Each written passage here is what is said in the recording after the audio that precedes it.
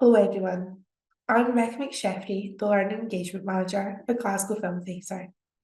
You're about to watch a recording of BFI Film Academy Lab session on how to find an agent, why, when and how.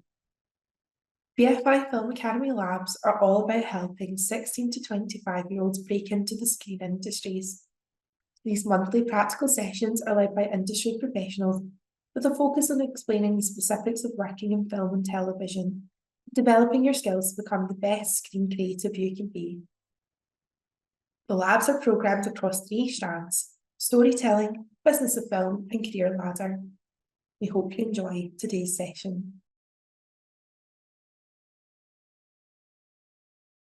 Welcome to this webinar on getting an agent, and I'm sure many of you will be raring to ask questions and find out more about how to get an agent, what an agent is, and when would you need an agent and how would you go about getting one.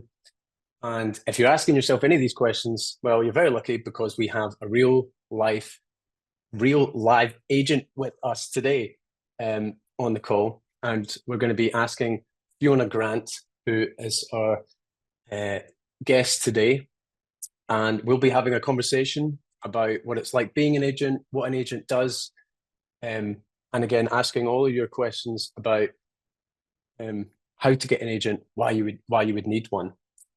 If you're interested in making film, if you are just interested in watching films, if you're a filmmaker yourself, if you're looking to get into the industry, if you're just getting started and you're just wanting to find out a bit more about filmmaking, then you're in the right place.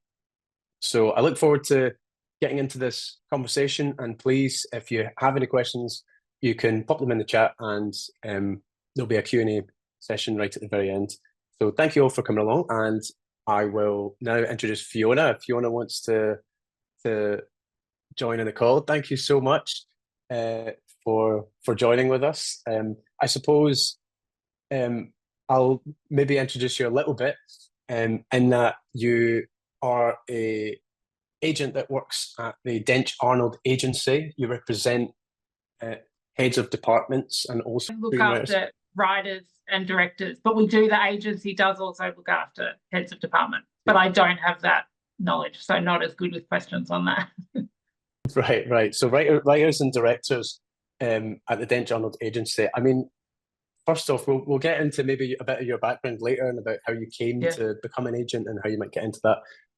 But I guess first off, what exactly is an agent? Yeah, it's interesting that sometimes people don't know that. I've had questions like that before, and I think I probably based my own knowledge before I started on like the film and TV I'd been watching. So it's obviously more American based at the time, which I think is quite different to how it operates here. But generally, because in America often they have managers and agents, whereas I'd say basically it's just trying to help further a client's career, and that can take on sort of different forms, like working with writers, especially the early stages. I'm the sort of agent that I like working with them a bit and giving feedback. So again, I'd say actually that's the one thing I'd say about this, is that I'm sure other agents might operate differently, but this is my experience. And then we're attempting to find work for them. I mean, that's how you're trying to sort of further the careers. So finding relationships, linking them with producers that we think they'd get along with. And then hopefully, then if the producer wants to work with them, we, negotiate terms for a contract. And that's also, that's what I mean about looking after their interests and trying to sort of push things that bit further. What's the sort of explicit benefit to a filmmaker having an agent? I think sometimes it is the relationships. Like, sometimes we'll know people that we think they'll match with that they may not have a chance to meet otherwise. Because I know that some places don't take unsolicited. So it's kind of knowing that we may have that connection where we can link them up. And if we've, sometimes there'll be people I've known for years that we take on someone and I think, I think this person will love you. And it's nice to kind of have that connection. So yeah, that's where I would often say the benefit is those relationships and connections. With the folk that you represent, at what stage in their careers are some of your clients? It's really varied.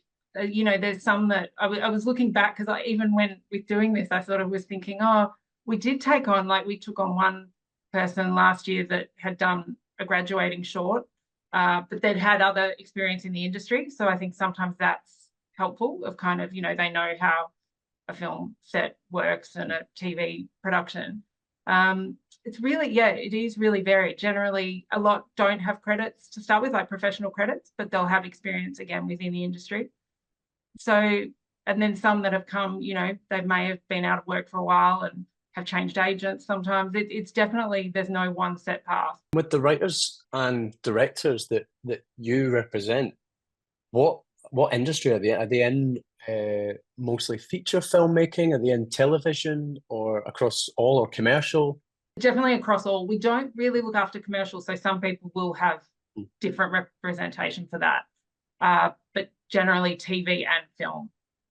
Again, we have some that work in the theatre space, but we're not, I wouldn't say I was as across that really. Like, so sometimes we have to put our toe into the water, so to speak, because sometimes there are so many different formats now. I think people are recognizing, we've got writers getting into the podcast space, gaming industry.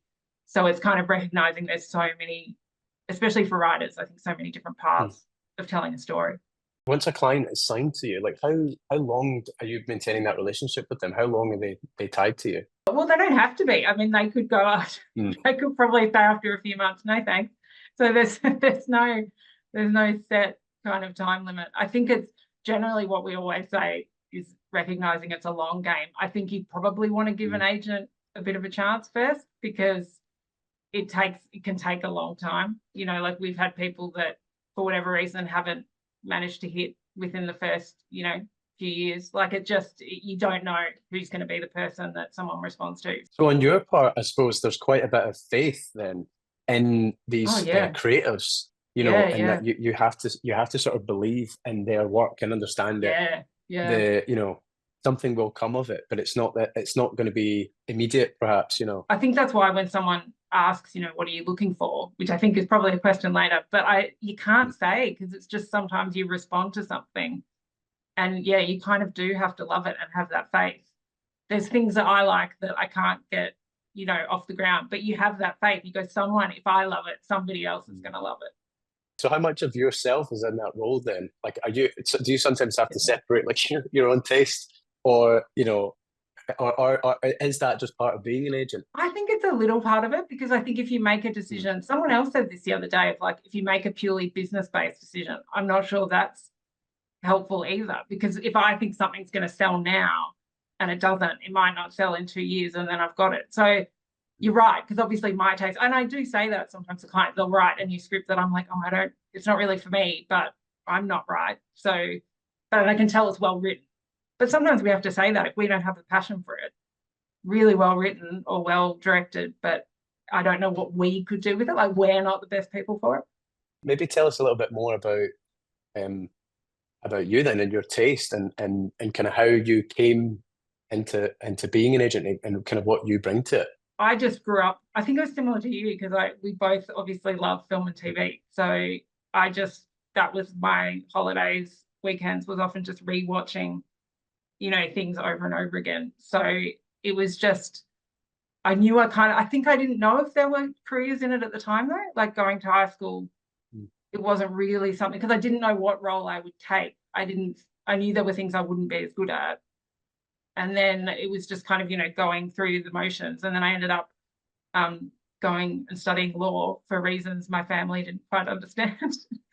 And then didn't last long. So then kind of moved over to the UK, knowing that Australian industry is even smaller than here. So I thought, I'll see what kind of roles I get. And I think it was being open as well, that I wasn't quite sure what it is I wanted to do. So I worked as a runner a bit at first, and then got a job as assistant at an agency. And then I kind of found, I think it helped because I had the legal background, but equally that doesn't mean contracts are completely different to anything I'd done before. And then, and then it was, speaking back again about personal taste, there were certain people that came across my desk that I'm like, I need to look after them, because I get what they're trying to do. And I just, I felt that it was important that I was the one that was looking after them.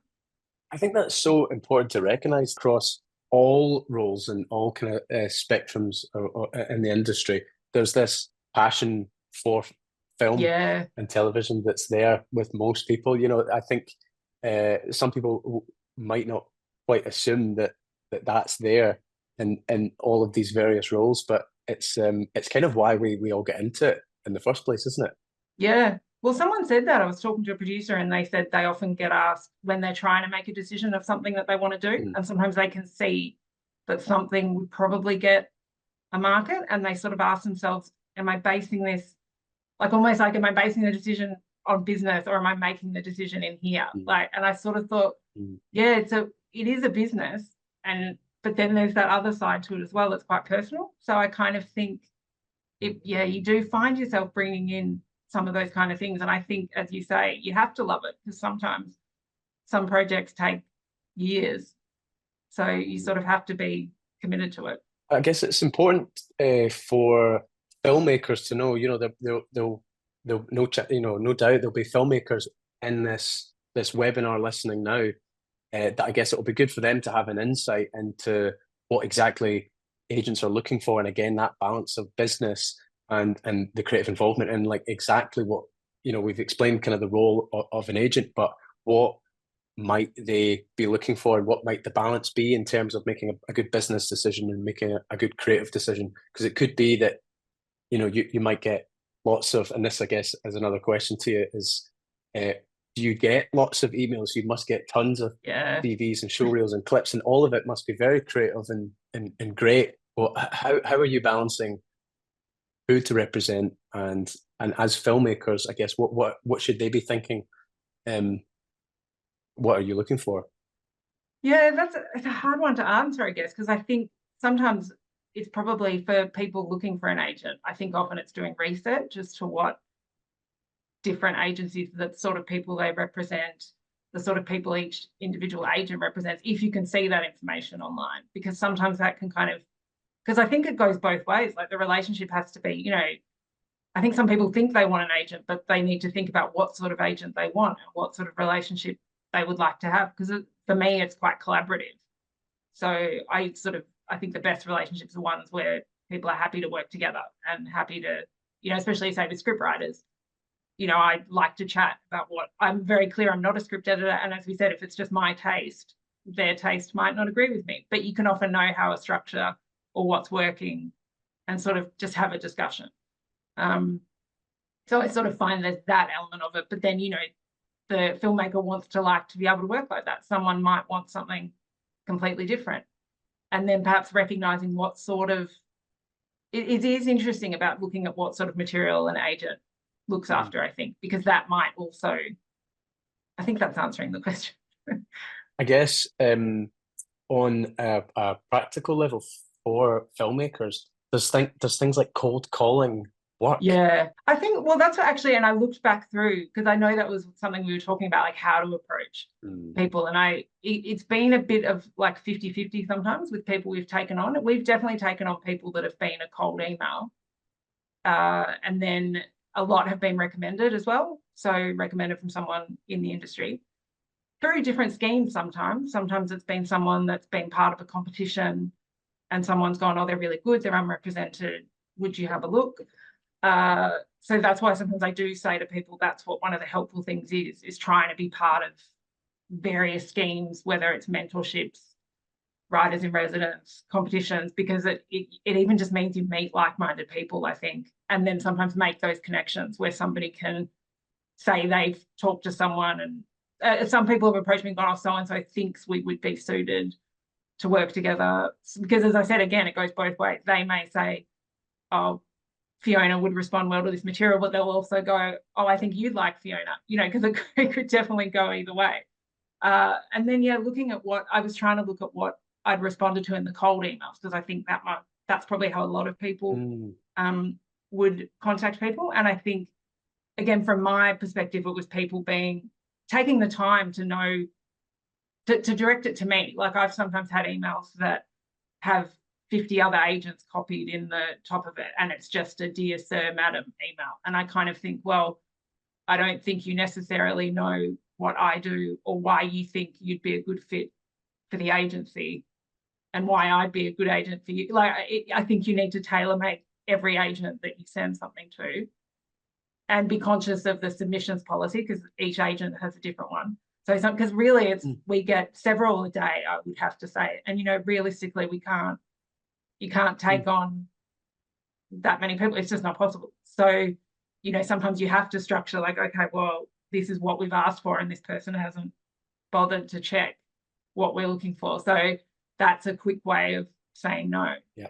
And then sometimes things that should seem obvious, but, you know, being friendly. And I, like when I was looking back, there were the ones that the people I'd taken on, they're really friendly and engaging, gave me a quick, told me a little bit about themselves, because that's important to us as well. You know, as I said, we're kind of working together. I like knowing about what the person's interests are, how they got into film, what they want to make. And then often, you know, we sort of ask what they're working on. So having a quick synopsis, punchy kind of line about what their script is or what their film's about, that then makes me want to go and click on the script or the short film, or, you know, but yet also keeping it short, because recognizing we get a lot. My day job isn't to find new clients. My day job is to try and find work for the clients I do have. So I might be looking at it on the train journey or on the weekend. So it's kind of recognizing that sometimes it's like, you know, sometimes I might be wanting to go and watch a movie myself rather than kind of be on email. So it's kind of keeping it short and sweet, but equally getting across that information, I think, as well. Because sometimes people go, "Dear Fiona, here's my script." And I'm like, I know nothing. Why would I click on the script? Because if it's 100 pages, why would I read it? This is such an interesting part of this conversation, actually. I'm getting all fired up now. For anyone who's taking notes, two things. Cold email, yes. Just that. This is something I think we need to get into as well. And the second of all, I think you made a great point about joining as many schemes as you can. So if you're a writer and, you know, maybe you've gone to film school, or you're thinking about going to film school, or you're just developing your practice outside of that, think about and do a lot of, because there's plenty of them, of schemes, training programs, you know, any funds that you can apply to. I think as many of those things you can get into as possible. That always, you know, looks better. So for anyone taking notes, both of those things are great. And also so many great points there about cold email. If you're sending one, is to keep it short and sweet, to keep it nice and friendly, and to also, you know, do your research and know who you're emailing, and do that extra bit of research. I think, honestly, I would say about 60%. No, maybe that's the wrong way to look at it. I would say that my career, I think, is based off of cold emails. I think the ball got rolling just by emailing people, and I can never emphasize that more. You know, how I got started was just firing emails out to people. But I think it is a dangerous game, because you don't want to get into the habit of copying and pasting the same email hundreds of times to a list of email addresses or production companies, and just sending them off thinking that that'll get you work. But you really have to pick out who you want to email, why you want to email them, make it personal to them. And again, short and sweet. Make it, I think, something that will benefit them. Like, you know, try and do them a wee favor. Like you know, when I got how I got my first job at this production company called Forrester Black in Glasgow was by emailing the senior producer there. And I looked on Google Maps. I noticed there was a coffee shop right next door to the studio, and I said, "Can I buy you a coffee? Can I get you lunch next week? I really like this music video you've just produced and you've put out. I'd love to ask you more about it." And I think just even those specific references, I made it easy for her. I picked the place. I said, "We'll go here and get coffee." You know, it's right outside the office. I think that kind of stuff makes it easier. And from that, you know, that's kind of how I got started. That was the snowball, and that was purely just like the right email at the right time. So I would emphasize that cold emails do work, and that you know, you're not going to always get a response, but you know, it's just about keeping it up and keeping a friendly face and getting your name out there. But also, I guess it is also about recognizing you're not going to get results immediately with something like that. And that sometimes you are having to play a bit of the long game. So, I mean, do you think that in terms of getting an agent, does a filmmaker need to play a bit of the long game? Is that a part of it? Well, I think it was what you sort of just said in a way, and I think the word would be timing. You know, like you kind of think you may have sent, I've heard you say before, you'd sent loads of emails and then sometimes like one person responded, and then sometimes that'll be because they probably check their emails at a particular time that then they went, you know, like sometimes I'll notice when I've come back from, like I was getting submissions, you know, over the Christmas break, probably on Christmas Day. And then you kind of think, so when I come back, I'm dealing with hundreds of emails and that one might get lost a bit.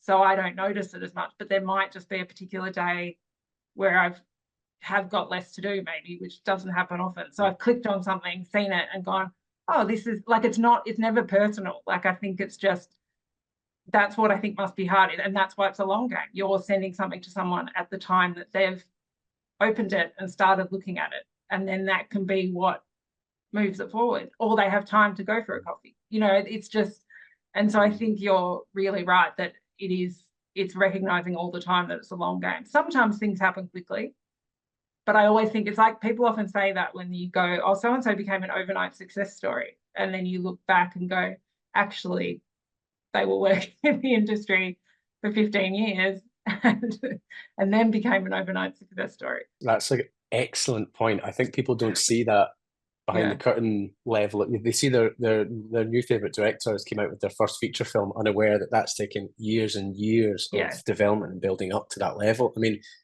for a young person who has maybe just graduated or thinking about going to film school, I think it's important to underscore when is the right time to start thinking about an agent, and when might they want to start making that search. Is it right out of the gate at film school? Is it when they've got their first short film? Is it when they're, you know, looking at developing feature work, or like, well, when's the right time? I think it comes down to what individual people think. I'd say important is probably having a few pieces of material to look at, because that's really helpful. Because, you know, if you're a filmmaker, someone will go, I've really responded to this. Because often a lot of meetings people will get a general and someone will say, I don't want to make this, but I really like what this person's doing. What else are they working on? And that's often what we ask as well. We'll really respond to a piece of material, but do we know what else the person wants to make and what they want to do and whether we would be good working together? So it's usually, even if you feel you've got that perfect script or perfect short film, it's helpful to have other things that you're working on as well. And in terms of the kind of work that, you know, you might see, is there anything specific that you're looking for? Is it, or perhaps a better question might be, because you must get lots of different kinds of work, is there anything that you don't want to see? I think I must say one thing that we've noticed over the years, and but again, this is a personal thing, it's really like graphic violence against women and children, because there was a spate of like, and when you're not expecting it, like we would get scripts and sometimes and I'd say there's a lot of producers that would agree with that. There became a time where you just say, I actually, like I've done my time of reading those things and it's not something I want to look at anymore. That's quite a specific example. But yeah, I would say that would be one of the main ones. In terms of format of work that people might want to send, I mean, are you looking for completed short films? Are you looking for show reels, clips? Are you looking for just sides or whole entire scripts, or do you want to see excerpts, or what's the best kind of way to package content for you? Generally, for submission stage, if it's a cold email, we ask for a synopsis if it's a script, because generally I think writing a synopsis is hard, and if you're able to do that well and get the story across, that's actually in itself quite impressive. Like if it gets me to want to read it. And I think sometimes people, because we ask for that on submissions, and I can tell sometimes someone doesn't want to do it and they just send the script. And I think the thing is, other people will ask for this. You need to know how to write a good pitch. Short for films, often if it's a short enough film, you know, I find show reels, funnily enough, harder to watch than some people, because to me, they tend to have music and it's short bits. And I kind of want to see the performance and I want to see how it came together. So for me, I'm not great with show reels. I kind of don't feel I get a really good sense. Or if it's a show reel and you've put clips of scenes, but some are like 2 minutes with music, and I don't feel I really get a read on what the director's doing in that sense. And actually, I realized something I should have gone back to when it says what were things you don't like. I think, or not don't like, but it's interesting the things that can turn you off for like, and it's small things. And I sometimes think like spelling, I think if there's loads of spelling mistakes, because you kind of, and that seems like you can tell a good story and not spell, that should be fine. But it's the way I see it is if it takes me out of the story. And I sometimes think if, I completely recognize some people aren't good spellers, but get people to proofread, get somebody else to proofread it a few times, different people, because I do think I've had people tell me that they've sort of been given a script and there's so many mistakes in it that they've had to go back to the agent and say, you need to be looking at this again. And then another one I know I'm focusing more on script writers, but I'd say as well, the way characters are introduced is something I find more and more that people tend to notice. I think relying too much on appearance can sometimes be like, sometimes it can be a bit derogatory, and I think people don't like the way certain descriptions are labeled. And sometimes for me, it's just if it doesn't affect the story, think about why you're describing someone a particular way. Even telling me that someone's beautiful is subjective. I don't really know what you're trying to get at. And if it is important, it should be coming through in the script. You don't need to give me, I don't really need to know what they're wearing, because that would be a costume designer's job anyway. I admit, I know you're a writer-director, so you'd probably put more direction in a script, which is fair. But I think it's an interesting one. It's one I find you can respond quick because you have an opinion of maybe what the writers are thinking. It's one I find interesting, and there's been tweets and stuff. There used to be a Twitter account about this producer in America and all the scripts he got and how women were introduced, and that's eye-opening to see how certain ways that people introduce characters. Absolutely, I think you're totally right. I think again, it's people obviously have different approaches to their script writing, but that's a great point in terms of writer directors and drawing that line. If you're getting into script writing, it's stepping back from I guess it's a bit of a contentious issue in terms of the whole auteur theory and all of this. And we got into this when I was at film school as well. We got into big debates over whether the script itself served a greater purpose than just being almost like a blueprint for the story. And that actually a script should be fairly stripped back to allow the filmmakers to go in and add that extra detail visually. But actually, you don't need to focus on things like what someone's wearing or specifically what they look like. And I think that's a great point. And actually, I think lots there for people to take notes of if there's any directors and script writers there to go back through your scripts and look out for all of this stuff. And just I think purely just for improving script writing, those are some really great points. I think the most important as well being the synopsis writing.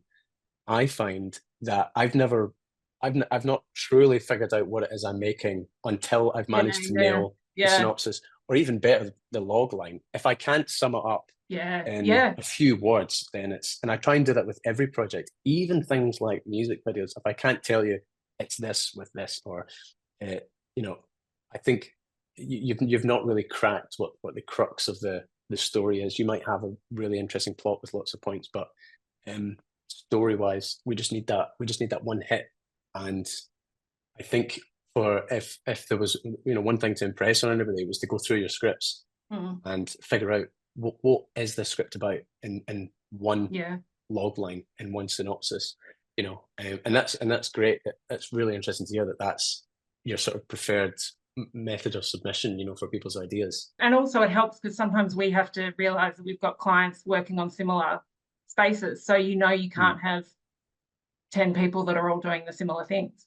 Sometimes something will come across and I say, well, I can't look at this because we have someone doing the exact, like a retelling of Frankenstein or something, like, something that you kind of go, well, it wouldn't make sense to have two projects that are the same. Do you think directors should be aware of what their sort of specific style is, or even scriptwriters, whether they fulfill some kind of niche in storytelling, or they have a specific vision? Is that something that you would think directors should think about? You mean like genre or? Or genre, or even in terms of their approach or their style, their directorial style, or is this something that you feel like people should hone? I feel like for young filmmakers, they're probably starting to figure out what kind of stuff they like or enjoy or what they want to make. They're still kind of on that journey. Is this something that you would encourage them to find out? Yeah, I don't know, actually. I think sometimes what's interesting is seeing what, because it's a difficult one, because sometimes I think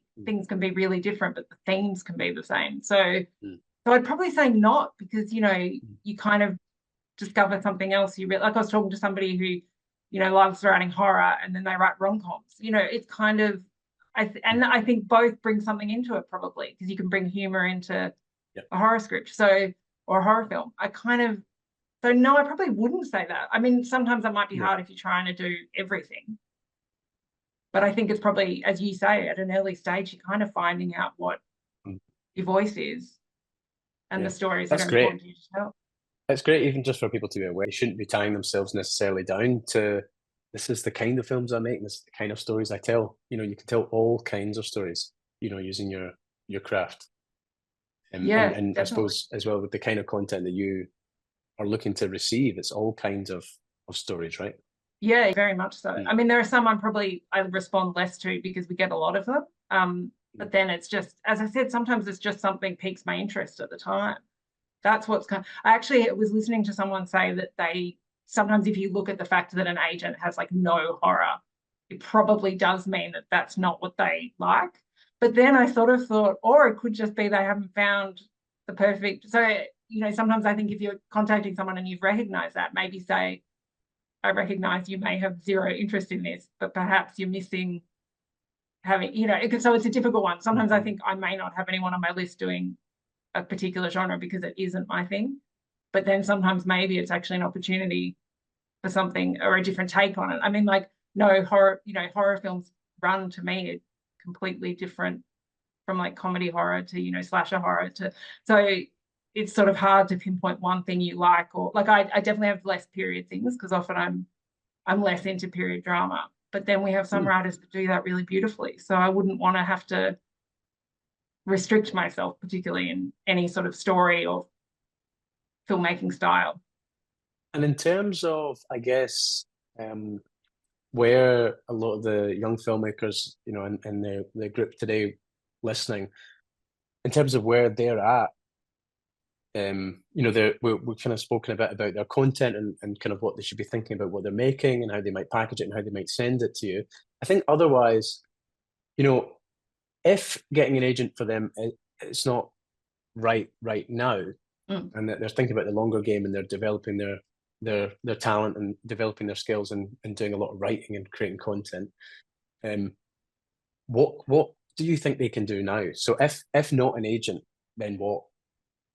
Well, that's when I think it maybe goes back to the schemes and different competitions and trying to meet people. It was something you'd said earlier, I think, as well. And I thought when before I even moved over to the UK, I did this filmmaking summer school in Melbourne, where I'm from, and met people through that.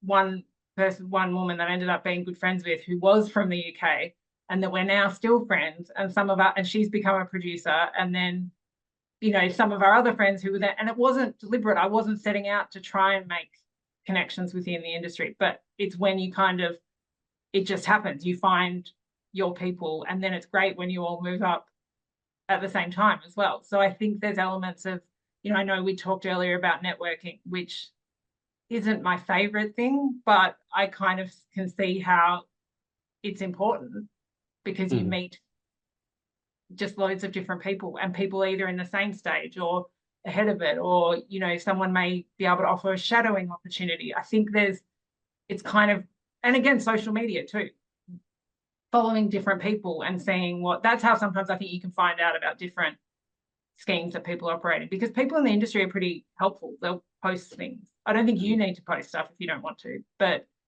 I've noticed like the BFI Film Academy do, there's a lot of different people out there that are sort of showing different opportunities that people have. And I think a lot of people, when they think about networking, they probably think about these like big rooms Yeah. filled with like 100 people kind of awkwardly introducing each other and Yeah. filling out business cards and shaking hands. But that I feel like is just such a rare occurrence when it comes to networking. And actually most of it's just like what you said. It's like, oh, I have an old friend who, Yeah. you know, I caught up with recently and now they're doing this thing and they've pointed me in the right direction for this scheme that's running. And I think that's where the real networking is just not, you know, you never really know where that connection is going to come from. Oh yeah. Just about being friendly to most people, really. Yeah. And, you know, And I sometimes think if you everyone, are going to one of those sort of mixes where it feels really awkward, that I think most people feel the same way. So it's just, and again, you still yeah, probably just yeah, find people that you start talking about your favorite film or TV show. And then, I mean, I find that when I go to things, I think it's not necessarily people are often going after work. You don't necessarily want to talk about work, but you're talking about the things you like, and you find you get along with certain people, and then you contact them exactly. later. Yeah. Yeah, I think when I was young, I remember doing research about networking, and you're sort of having to remember your elevator pitch for how you're going to pitch to people, and Yeah. like no one really wants to do that. No one No. wants to hear it either. People kind of want to. I feel like if I've ever been in rooms like that, I'm often in the corner with like all of the other people who find it awkward and are just talking about, Yeah. like you Yeah. said, talking about films. Have you seen this thing that was out last week? Yeah. And like, yeah, I don't know if it comes naturally to anybody. Yeah. I think it's just something that we've convinced ourselves we need to do, but most of it is just that natural connection. Like I mean, I'm still working with. I'm sure there'll be lots of BFI Film Academy alums in the chat. Big up my Film Academy people. My Film Academy experience was quite a while ago, almost 10 years ago now, and I'm still working with these people I was on Film Academy with, and I also have a connection with people up and down the country who've also done Film Academy. So, you know, every little scheme or project and, you know, some application or fund that you can get involved in and meet people, or filmmaking group, you know, if there's a filmmaking group in your area that meet up, like, you know, you'll never know in, you know, a few years' time where these people are at. And, you know, everyone I feel like in the industry wants to also help each other and give each other a leg up. I think that's a massive thing to underscore as well, that the industry is actually really friendly. Yeah. You know, and people like yourselves, you know, you're actually keen and willing and wanting to help people. And I have to think that when people would be a little rude, and I think, I don't know why you think this approach, because I'm the one that's going to then recommend you to, I don't know why you think this approach is going to be particularly helpful. Yeah, I think being nice is, it's got to be one of the biggest things, isn't it? And I think even broader than just on a career sense and getting on with people. Yeah. You know, it's also about, as a storyteller, if there are filmmakers and writers here, it's about realizing that you're getting inspiration from just about everywhere, and that you never know when your next story or idea is going to come from. And I think it comes from meeting and interacting with people and hearing stories and having experiences. And that only comes from being open to experiences and saying yes, and being kind with people, and you know, finding communities. And that's kind of where it's this part of life that is so exciting, you know, especially after you graduate from school, and you can sort of leave the pressure of like, I need to write a really good story, and you just start listening to people, and you know, those stories start coming, you know, without you necessarily having to kind of sit and try and write your masterpiece. Because how did you, I know we discussed it, because you don't have an agent, and you sort of, and because you've been doing it for 10 years, like that's an interesting decision to make. So I was kind of curious to know why. I'm just as interested, and I've noticed as well, there's been lots of questions coming in from everyone, which is amazing. I'm just as curious as everybody else in this chat, because again, I don't have an agent. I'm a writer director. I work in Glasgow in Scotland. I produce and direct all different kinds of content, from music videos to documentaries to like narrative short film projects to commercials. And I've kind of done all of that just by kind of doing it, you know, and like we said, with the kind of networking thing of, you make something that you feel like is quite authentic and quite genuine, and that it maybe strikes a chord with someone, and that has a ripple effect, and it just leads on to another project, And a lot of the clients that I produce content for now, like in the BBC, have came from folk who maybe came across a short film I made and thought it was kind of interesting and reached out and said, oh, I like this film, and we maybe caught up for coffee, and then they had a project that came up and they needed a director, and so it kind of all happened quite naturally like that. And I've just kind of hopped from project to project like that. Again, it's kind of about playing the long game, because I think for the kind of work that I'm making now, perhaps having an agent wouldn't be needed for that kind of work. But if I was to move more into kind of drama space, then that's potentially when I would think, right, I need to start getting an agent. But yeah, I think it's important to realize that just when you might need to make that jump, and what parts of your craft you want to hone before you get to that point. Because one massive realization that hit me after film school is that film school can sort of prepare you for so much. And the BFI Film Academy is such an amazing experience, but it can only prepare you for so much. You kind of just need to get out there and do it, and then you need to do it again and again and again and again, and then do it like 100 times more than that before. And every time you learn something. Every single time I go to shoot, I think, God, I really don't know anything about shooting, because I just learned about a million things there. And I do that every time until I feel like, potentially at the level where I want to tell stories at the level that I feel like I want to. So I would say underscore like the point of just making stuff is so important, because you have to kind of go out and just make a bunch of mistakes, repeat that process. And I think often people want to hear about that too. Like, I know I often want to hear that people are continually trying, because I think you do just have to continually keep trying and doing, because, we have scripts that we loved that haven't yet had anything happen. So then people are writing the next thing, or directors are making the next thing, because they have to keep finding something else. If they're not finding a regular gig, they need to keep working on something to then show that they're working on something. So it's kind of, So that's what I think. It's difficult as a filmmaker, obviously, to like make a living. You're balancing making a living, and then you've got this greater ambition of like telling stories. You're not out of the gate going to start producing or directing feature films and writing television dramas. So it's about balancing that. How are you going to make a living and use your skills that you have to get by, while also developing that side of you that's being creative, because you need to keep that up. I think a lot of people maybe let that slip, and they've got this dream project that they never get around to accomplishing, because it is really difficult to keep that up. I think if you've got a spare few hours in the evening, work on that idea that you've got in the back of your mind, and punch out some ideas onto a notepad, and just, even if it's all just scrambled mess, like my notepad is, you would think I'm living on another planet if you looked at my notes list, because it's just like the most bonkers things that come to my head. I just instantly put them down, because I think I need to work on that.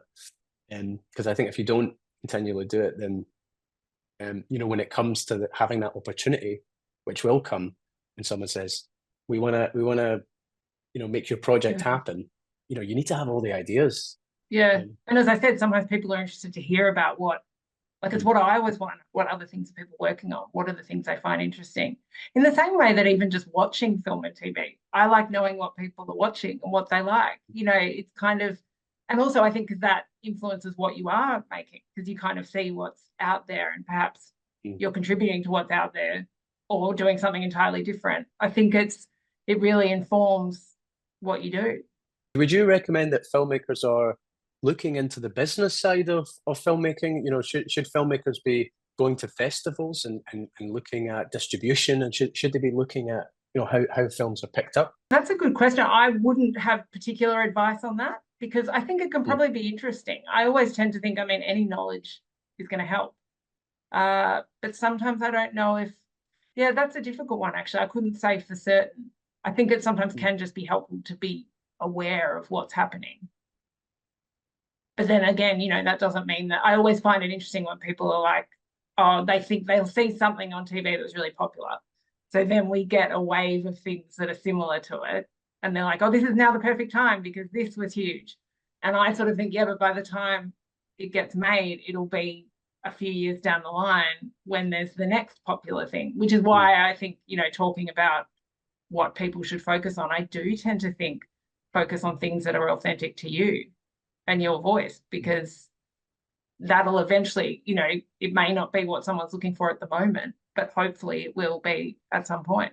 And before we move on to all of the amazing questions that we've received from you guys, thank you so much for sending them in. I wondered whether, you know, you could impart any quick advice when it comes to what I guess you would do as an agent for filmmakers who maybe aren't in a place to have an agent yet, or, you know, they're looking at building up that slate of content and ready to share it with an agent.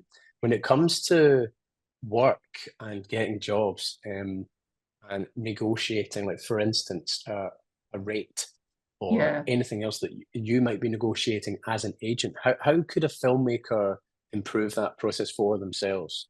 We were talking about this, and it was sort of, I'm not sure what's available out there to look up and see what minimum rates are and what people are expecting. Again, that's probably helpful when you know other people, because other people will have their own experiences. And then sometimes just seeing if there's available information online as to what basic rates are to kind of know you're in the ballpark. But sometimes we even say, well, we're negotiating, you know, sometimes it's not a good deal, and we will say to the client, we don't think this is a great deal, but we often use the expression of, are you willing to walk away?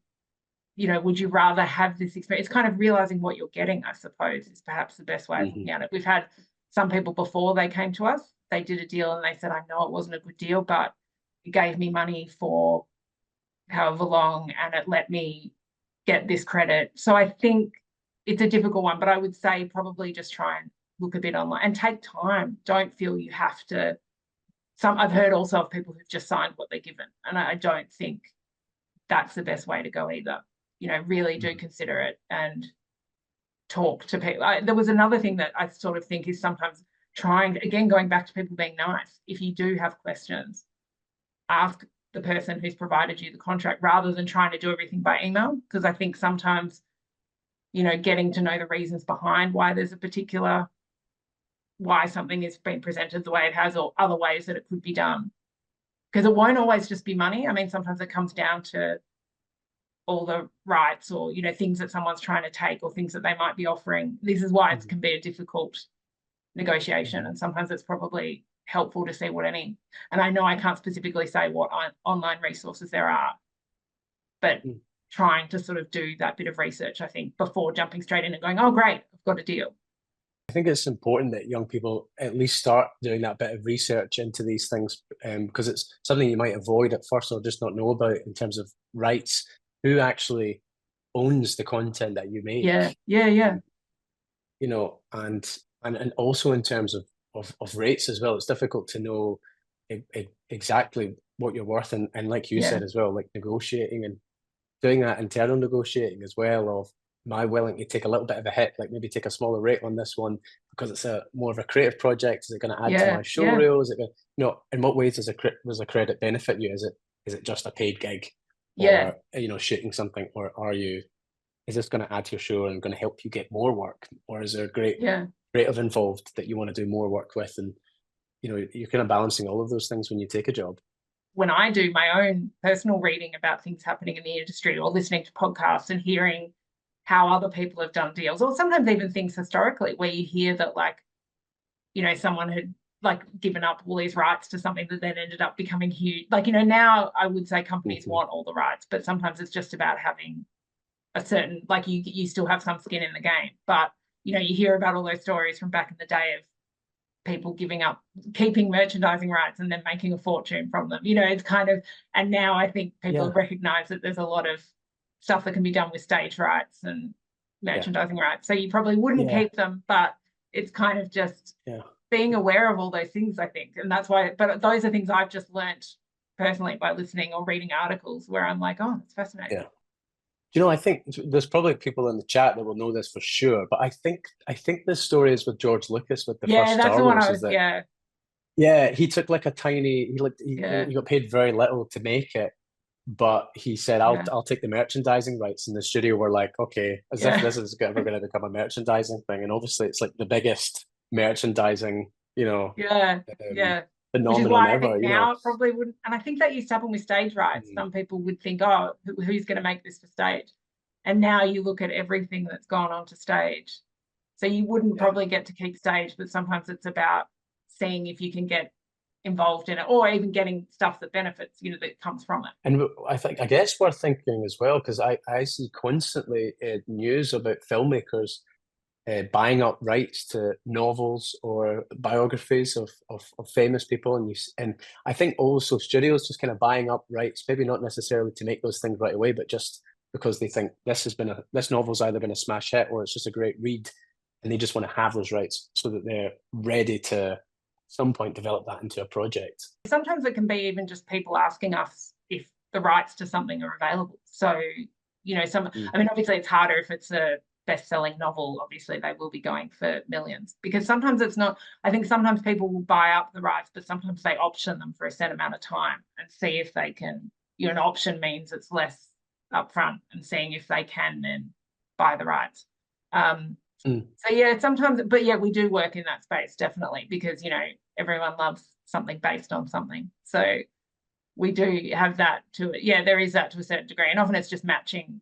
Again, that's probably going back to earlier things about coming back to relationships that will sometimes people will ask us, like, say, we have this novel, do you have someone that you think would be good for it? So that, there's that element to it, but definitely that still happens. That happens a lot with the rights. I guess it's worth I guess like young scriptwriters looking into that, and again being aware that they can take inspiration from anywhere, and adapting works is very common and often end up being quite successful projects, But I think also being aware, if you don't have the rights to it, don't go and adapt something. Don't go writing. I made a terrible mistake of writing a film in film school about a real person. But I kind of historical figure, but again, I thought, oh, this is getting into treacherous water in terms of how I'm supposed to navigate what I do with this character, and how do we name them, and so it ended up being far more problematic than it was really worth. But again, it's worth thinking about that. You can take inspiration from anywhere, from real life and real characters. It's just maybe worth abstracting them. Well, sometimes I think that's why looking at stuff that's like fairy tales or something, like looking at a sort of story that's older time and seeing how, because you're right, you can take inspiration from things, but I think it's always being aware of, sometimes people are like, oh, I want to write a sequel to this film that came out 3 years ago. And I'm like, no, you can't do that. I think I'm always impressed by people who take like quite historical or classical works and adapt them, where the copyright's kind of expired on them. It's definitely worth looking into that. And I'm excited. I read an article the other day about all the folks who have started making films about the Mickey Mouse, the Steamboat Willie, I think his name is. But see, I think that's the confusing one, because it's only the early Mickey Mouse that's come. I still wouldn't probably risk it, but yes. Exactly. Don't let Disney come after you. They will come after you. But it's an interesting one, because then they say that there's just certain elements to all the different copyright that can be quite confusing. I think that some elements have come out and then some haven't, and it's sort of trying to. But again, that's the benefit, I guess, of having an agent, is that someone like you would be there to kind of bounce a lot of these things off of, and as a filmmaker and as a writer, you would be there to help guide through that process, I guess. Yeah, sometimes a writer or a director will say, I'm thinking of developing something on this, and I'll be like, oh, I wouldn't. I just think the right situation would be confusing, or because sometimes what often we hear is, even if there's a whiff of it being not great, like that there might be an issue, people don't really want to get involved. So, even you talking about what you were working on, sometimes if it's based on someone in real life, it might be fine and it might just be inspired by, but some people will go, well, it might not be, so best to kind of to think about that. Brilliant. Well, I guess there's so many amazing questions that are coming in from everybody. I can't actually wait to go through them all. And I guess before we get into these, I guess to touch on kind of what we were talking earlier, if there was anyone in the chat taking notes and might want to do a bit of research on some of that we were looking at there, I would recommend that people look BEC2, Mm. which is the kind of film industry union. And there's a lot of information there from BEC2. I think specifically, I was thinking of rates. I think BEC2 have a lot of rate cards online that you can go and have a look at if you're kind of curious as to exactly, how much people might be paid for doing certain jobs. I think it's more based on kind of technical roles, but it's the kind of roles that you might get into after graduating film school when you first start working in the industry. So if you're ever curious, if someone's offered you a job and you're curious whether you're getting the right rate and you want to do a bit of that negotiating, look at BEC2. I still look at BEC2 as well whenever I get offered work, because I have to remind myself, how much is it? What is exactly my day rate on this? And you have to balance it. It's not this. I don't have it. No one has the same day rate on every job. It's all different. So it's worth balancing. What is the job? Who's involved? Why do you want to be involved? And then again, looking at what the industry standard BEC2 rate is, which is the film union. Also, might be worth looking at. I do a lot of work with the BBC, and they have a rate card that's separate from BEC2, so they pay a whole different bunch of rates, but their rate card's quite consistent. They'll pay everyone who does that specific job the same thing. So if you're ever doing any work for the BBC, they'll pay you that one rate for that job, and it's worth looking at that as well. I sometimes base some of my rates off of that. I go, up from the BBC rate. So there's two things to look at there. All right, so questions. There are so many. Thank you so much, everyone, for posting these in the chat. The first question here for you, Fiona, is from Joanna, who's asking, when you take a client with less experience, maybe only a few scripts or shorts, what kind of opportunities do you see them getting once they sign with you? What do you think the next step is once someone signs with you? Maybe if they've only just got a few examples of work and they sign with you. What do you think? I think I would still be hoping that someone would consider, sometimes it can be, it's really hard to get a scripting gig on a show, really. So although that's what you'd think you'd probably get straight out the bat, it's kind of, that would be the ideal. I guess it's sort of trying to link them up with the right company and the right people. And then hopefully there's more writers' rooms happening, so that can be an opportunity. And then it's hoping, that's probably would be the first step, would be hoping for that. But again, it's usually just getting them to meet producers and seeing who they get along with. Because sometimes that's what happens too. Someone has met someone and then a year later, they see that they've got a particular project and say, oh, I remember meeting with so-and-so, perhaps they would be suited for it, which is again, so yeah, I think that sort of answers it. It's probably, obviously, it's still just trying to get them work on something. But sometimes it's still sending out the original pieces and hoping that someone would actually want to work on that, because that still happens. Lawrence has a really good question here. I like this. Is age, background, and marketability a factor for directors and writers? I think it depends probably on what you're trying. I wouldn't have said marketability. Yeah, I definitely see where they're getting at. I'd like to say no, but it's hard to say, isn't it? And maybe it depends on the sort of material you're writing. Because sometimes people will be looking. That's why sometimes I think going back to, for us knowing more about people, because now people are often asking for quite specific, if they're writing a particular story or looking for someone to direct a particular series, they'll say, well, this is a female-led queer story, so ideally we'd have people that are in, that identify that in that. So it's sometimes that's how it can probably help. I'm not sure if that's why I'd say marketability necessarily, but I think it's using what are your strengths, I guess is the best way to put it. Because I do think, but it is a good question. It was something you'd said before about questions we talked about in terms of sort of publicity as well, like how to get yourself known. And I think, again, that comes back to sort of making the relationships with people and finding people that are making the things that you want to make. But it is hard, because it is hard to market yourself, I think. That's what I sort of find. And I know they mean not that they'll be marketing, but are they marketable?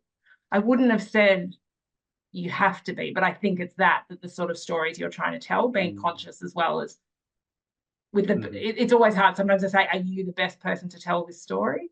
Because that's sometimes where it comes across. I think sometimes people know that if they're writing, and I've had this conversation with writers, and basically it's just for me to know. Sometimes there'll be a male writer writing a really female-led story, and I'm like, okay, well, I'm going to get asked why you want to tell this story, and then they'll explain the reasoning, and I'm like, great. You know, it's kind of a love letter to their mother and sister, and I'm like, that's fine. But it will be sometimes those things that I think is where maybe the marketability comes in, is recognizing that, you know, trying to get to see how stories are being told and who's telling them. I think agree that I think any particular background, you know, shouldn't hold anyone back. Oh yeah. And that you know, and that you don't have to, especially in the industry now, you don't have to come from a specific background to, you know, to be getting into the industry. You don't have to know anybody from the industry. You don't have to be from a well-off background. You don't have to come from a certain place. Filmmakers can come from anywhere, and you know, come from all sorts and any kind of background. And I think, you know, people should be encouraged to get involved and really, you know, tell stories, because we need more different voices, you know, in the industry now. I think there's been a big push towards that now. That's why I was kind of saying it's sort of a difficult one to say, that because it'll be different people are looking to tell different stories. So I think you're exactly right that I think it can still be hard. I think sometimes changes are being made, and then it's trying to push the changes to be made further. A question from Marco that I quite like, which is, I guess, quite specific, just about do agents, do you connect directors with people that are going to help develop that filmmaker's own work and ideas, or is it more about getting directors and writers on kind of pre-existing projects, so joining a script team on a TV show, or, you know, is it more about getting them these kind of jobbing work, or is it about developing their own work? Oh, definitely both. And also it depends on what the person wants to do. We have some directors that really just do the jobbing gigs. But then I'd say with writers, it's usually they're doing both, because I think that's just the nature of it. But definitely both, and it kind of depends, and largely depends on what the person themselves want to do. Because, you know, some directors are writer-directors, so they're looking to make their own things. And how involved are you? This is another question from Nikki. How involved is an agent with like long-term career plan? Are you thinking big picture with filmmakers? To a degree, yeah, but then you have to get those little steps. So what you kind of hope is that it gets its own momentum. So, because, you know, with the best will of the world, you hope that they'll achieve a particular long-term goal, but it's also trying, you have to focus on the small steps beforehand. So it's trying to sort of get those things. So sometimes it'll be, you know, perhaps their most important thing is having this one original piece being made, but then it's trying to see what's the process in getting there. And also just, I think that's when I especially like working quite collaboratively. So it's knowing on the things they want to work on. Sometimes people are approached for something and, you know, the person doesn't want to do it for their own reasons. And that's fine too, even if it could be something that might enhance their career. Because I think sometimes you can't know what's going to enhance someone's career. So it's kind of having those conversations. So definitely it's conversations we have, because that's, as we've said, you're in it for the long haul. Some people, you know, for many, many years. So it's trying to get, so you definitely have that in the back of your head. I hope I'm saying this right. Rafaela is asking a great question about territory-specific agents. And I guess that there could be like a spin-off point there. Yeah. About, you know, should people be looking, if they're looking at working abroad or working elsewhere, should they be looking at UK-specific agents or other agents that work worldwide, or like how would that work? I would say so. But again, it kind of depends. We represent people that have various agents in different territories. So yes, definitely. I think that's not unusual, and agents are used to working that way. And I think it just, because, you know, it makes sense. Depending on the market, they'll have better, like we're not just UK specific, but equally, you know, that's our main place. So I guess you'd say we were, I don't know, a certain percentage UK specific. So yeah, that's not unusual. Was that kind of the question? It is. Yeah, like if you were wanting to do some work in the UK, but also you were maybe you had some work elsewhere, like in Europe, you know, you would be looking for a UK-based agent, and perhaps an agent based in that other place as well. Is that a better way to work it? Like I look after Australian people that have Australian agents. You know, that's not the market. So I would get involved in that. I would expect them to, you know, or if I had a contact, I'd talk to them about it. Generally, you sort of know the other agents of the clients you're representing. And that's actually goes back to the Was it earlier great? question, that sometimes we will have a call, a conversation about the client's career. So yeah. There's a great question here from Fabio, who's been very busy asking questions. He's asked a few here, which is great. Love seeing that. He's kind of asking about, you know, how much does the industry rely on agents today, and how much do you think, you know, young filmmakers should sort of value getting an agent today? Is it something that's completely necessary for everybody? Is it something that's you know, super important in the industry now? And also he's kind of asking about the future, you know, and that there's obviously a lot of things changing in terms of how content is consumed and made now. Yeah. And what do you think the role of agents is in terms of moving forward? You know, that's a huge question, and it is actually something I ask myself, because it is. I mean, you're proof of that. You've been working for 10 years, and obviously, because I am an agent, I see the benefit of it. But I think it is an interesting question to ask, and to see different ways that people like working. I think that's probably where some of it comes down to, is deciding yourself which ways it is best for you to work. Because I kind of, yeah, exactly that. The market is totally changing. You can make your own things and put them online, and yeah. So I don't have I'm interested as well to see where it's going to head. I can see the benefit of it still, definitely, in making some of those connections of things we've helped people achieve that I don't think they would have trying to find the things on their own. And I think they would say that. But, you know, there's also other people who are working really successfully without having agents, or working for a while and then recognizing actually it would be helpful. There's a few questions here that are quite kind of interesting little advice bits.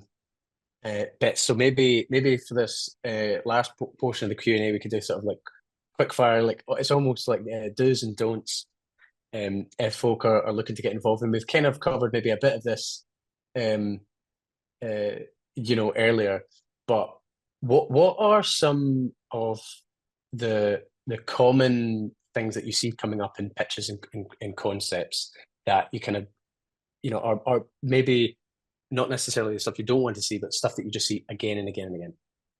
I think sometimes it's sometimes more the approach than stuff I see again, I guess. I was thinking that when I was saying how to write the emails I've responded to, and sometimes when they feel a bit more sort of personal and maybe authentic to the person's voice.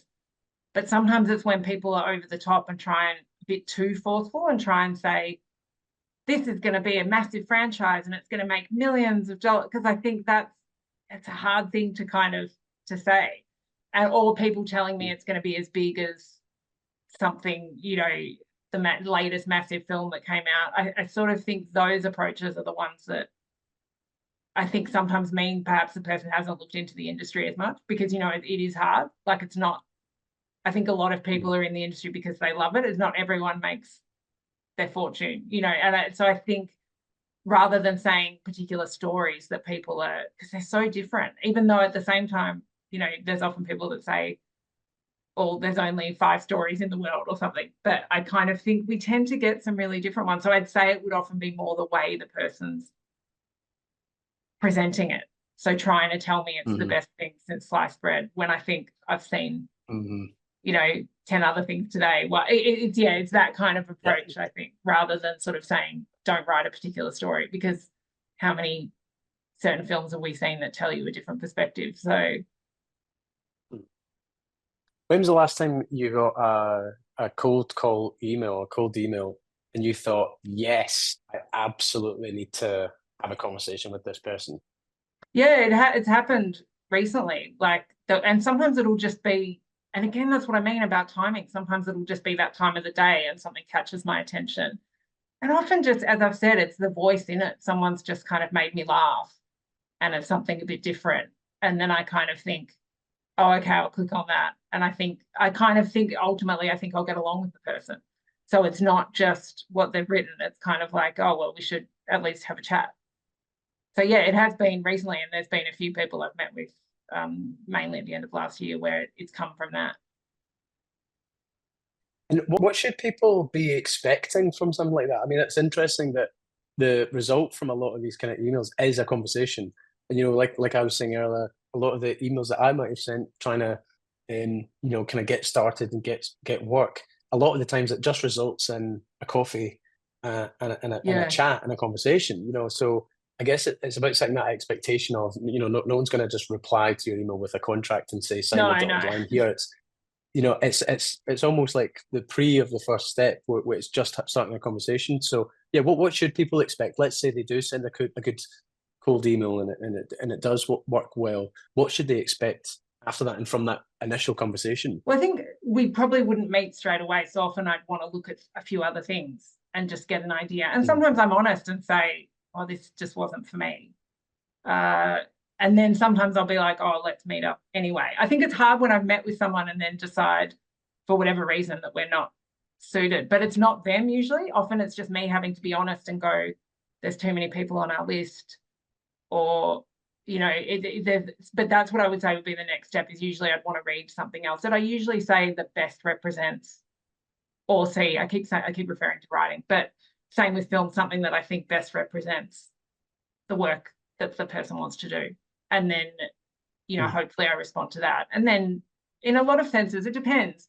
Then it's trying to just meet up and see. And I will always encourage people to meet other agents, because they may not respond to me or what I have to say, you know. So, and that's definitely happened. We have a good question here about finding agents. How should people go about doing research on agents? I mean, I guess the obvious answer is just kind of Googling them. But, you know, where are some good places to look for agents or find out more about them? This is it's a long time since I've done it. So I know there was like the knowledge online and things that I think would sometimes have a list. But yeah, generally probably, but I don't know if that's still the same. Actually, so I have to be honest and say I haven't looked actually at what are the online ways where you can see a list, because sometimes I will admit people look at a list and then email, because we're listed as literary agents, but that doesn't mean we have books. And so I'll get a lot of emails where someone's clearly just found us on a list and sent us their book. And I'm like, you haven't bothered to look up. So I sometimes wonder if often it is just Googling it, because it will come up. You'll get, you know, the first however many people. And sometimes it's even looking up. I don't know if there's that much information online, as, you know, sometimes when you watch something and it's interesting to know who represents a particular writer.